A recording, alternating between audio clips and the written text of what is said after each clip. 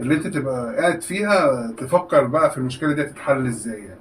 بالظبط. وانت من نفسك مثلا بس لو محتاج مشورة او حاجة زي كده بتقول له اه ساعدني مثلا، ايه رأيك احط اه كده، فاهم؟ اه اه. يعني انت على حسب الموقف. حسب الموقف. بس على الاغلب احنا كرجالة مش بنحكي اصلا يعني. لا لا لا، مين قال كده؟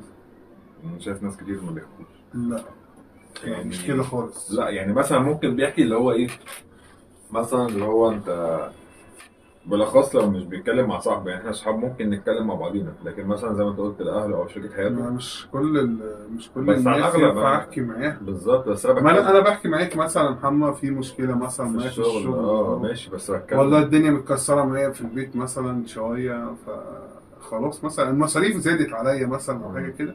انا بحكي معاك بفضفض بطلع اللي جوايا. مم. مش كله، في واحد بيعرف يكتب وفي واحد ما بيعرفش مم. يكتب. عشان كده بقول لك ايه، على حسب الموقف وحسب الشخصيه برضك اللي قدامك ايه كده.